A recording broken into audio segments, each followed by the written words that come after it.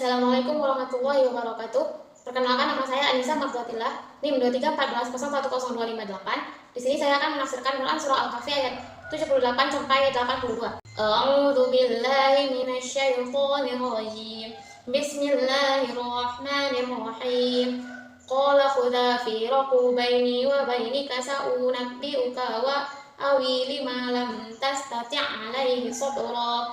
Amma safinatun fakanat limaskina ya'maluna fil bahri fa'aradtum an a'ibaha wa kana wara'ahum malika ya'khudhu kulla safinatin ghasba wa ammal khulqu fakana aba'um mina fi fakhashina an hibqahuma tughyanan wa kufra fa'aradna an yubdilahuma rabbuhuma khairan minhu zakutan fa'aqraba rahma wa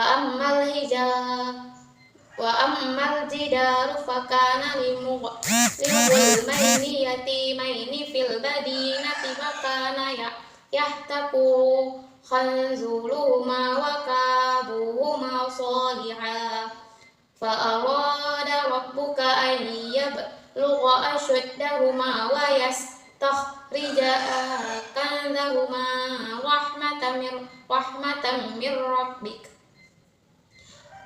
wa ma fa'altuhu an amri dzalika ta'wilu ma lam tastati'u alaihi sabra. Shadaqallahul azim. Ya, terjemahannya, dia berkata, inilah perpisahan antara aku dengan engkau. Aku akan memberikan penjelasan kepadamu atas perbuatan yang engkau tidak mampu sabar terhadapnya. Adapun perahu itu adalah milik orang miskin yang bekerja di laut. Aku bermaksud merusaknya karena di hadapan mereka ada seorang raja yang akan merampas setiap perahu. Dan adapun anak muda kafir itu, kedua orang tuanya itu mukmin. Dan kami khawatir kalau dia akan memaksa kedua orang tuanya kepada kesesatan dan kekafiran. Kemudian kami mendekati, sekiranya Tuhan mereka menggantinya dengan seorang anak lain yang lebih baik kesuciannya daripada anak itu dan lebih sayang pada ibu bapaknya. Dan adapun dinding rumah itu adalah milik dua anak yatim di kota itu, yang di bawahnya tersimpan harta bagi mereka berdua dan ayahnya seorang yang soleh. Maka Tuhan menghendaki agar keduanya sampai dewasa dan keduanya mengeluarkan simpanannya itu sebagai rahmat dari Tuhanmu. Apa yang kuperbuat bukan menurut kemauanku sendiri. Itulah keterangan perbuatan-perbuatan yang engkau tidak sabar terhadapnya. Dari terjemahan di atas bahwa dapat kita tafsirkan menurut kitab Al-Misbah bahwa pada ayat 78 Quraisy menjelaskan bahwa setelah Nabi Musa alaihissalam melanggar perjanjian untuk tidak bertanya hingga dijelaskan, orang soleh yang diyakini sebagai Khidr as-Soleh memberitahukan bahwa inilah saatnya perpisahan di antara mereka. Namun setelah berpisah, orang soleh tersebut berjanji akan memberitahukan kepada Nabi Musa hikmah atau tujuannya yang tersembunyi di balik tindakan-tindakan yang membuatnya tidak sabar. Syihab menekankan bahwa perpisahan ini terjadi bukan karena ketidaksukaan orang soleh terhadap Nabi Musa alaihissalam, melainkan karena telah dilanggar syarat yang disepakati di awal perjalanan. Janji untuk menjelaskan hikmah di balik perbuatan-perbuatan tersebut menunjukkan kasih sayang keinginan orang soleh akan Nabi Musa alaihissalam memahami kehendak Allah yang mungkin tersembunyi di balik kejadian-kejadian yang tampak buruk. Pada ayat 78 atau 79, Quraisy menafsirkan bahwa tindakan melubangi perahu yang dilakukan oleh orang saleh memiliki tujuan yang lebih besar. Perahu tersebut memiliki orang-orang miskin yang mencari nafkah di laut.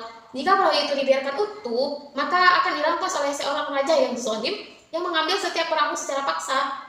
Dengan melubangi perahu tersebut, orang saleh bermaksud menyelamatkannya dari perampasan raja.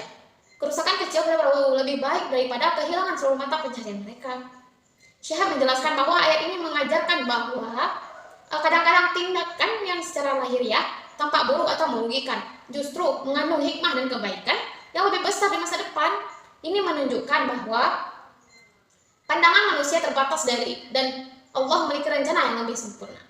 Pada ayat 80, Quraisy menjelaskan tindakan bunuh anak muda tersebut didasari oleh kekhawatiran orang saleh bahwa anak itu akan tumbuh menjadi orang yang zalim dan kafir, yang pada akhirnya akan menjerumuskan kedua orang tuanya yang muslim ke dalam kesesatan dan kekafiran. Oleh orang soleh memiliki potensi keburukan besar pada anak tersebut di masa depan. Syihab menjelaskan bahwa tindakan ini merupakan bentuk kasih sayang Allah kepada kedua orang tua mukmin tersebut. Meskipun secara lahiriah tampak kejam, Allah mencegah mudarat yang lebih besar, dengan menghilangkan sumber mudarat tersebut. Ia menunjukkan bahwa Allah memiliki ilmu yang meliputi masa lalu, masa kini, dan masa depan yang tidak dimiliki oleh manusia. Pada ayat 81, Quraisy Syihab menafsirkan bahwa tujuan dibalik kematian anak muda tersebut adalah agar Allah menggantikan bagi kedua orang tuanya dengan anak lain yang lebih baik. Anak yang diharapkan kelak akan lebih suci, sekaatan dalam jiwa dan perilakunya, serta lebih sayang kepada kedua orang tuanya. Syihab menekankan bahwa Allah Subhanahu wa Ta'ala pemurah dan Maha Penyayang. Di balik musibah yang tampak, Allah selalu menyiapkan ganti yang lebih baik bagi hambanya yang beriman dan bersabar. Ini adalah bentuk rahmat dan kasih sayang Allah yang tersembunyi di balik takdirnya. Nah, Quraisy Syihab juga menjelaskan pada ayat 82 yang mana menjelaskan bahwa tindakan menegakkan dinding yang hampir roboh dilakukan untuk melindungi harta terpendam yang menjadi milik kedua anak yatim. Anak kedua anak yatim tersebut adalah orang yang soleh, dan ayah kedua anak yatim tersebut adalah orang yang soleh. Dan kesalahannya menjadi salah satu sebab Allah menjaga hak anak-anaknya. Allah menghendaki agar kedua anak yatim tersebut mencapai usia dewasa terlebih dahulu sebelum mengeluarkan harta simpanan mereka. Syihab menekankan bahwa tindakan orang yang soleh itu merupakan rahmat dari Allah Subhanahu wa Ta'ala kepada kedua anak yatim tersebut. Orang soleh menegaskan bahwa semua tindakan tidak berasal dari kehendaknya sendiri, melainkan atas perintah dan ilham dari Allah Subhanahu wa Ta'ala. Ayat ini menunjukkan kemuliaan orang soleh di sisi Allah, di mana kesolehannya memberikan keberkahan dan perlindungan bagi keturunannya. Menjelaskan ini sekaligus mengakhiri rasa penasaran Nabi Musa terhadap hikmah di balik tindakan-tindakan yang tampak aneh tersebut. Sekian yang dapat saya sampaikan. Wassalamualaikum warahmatullahi wabarakatuh.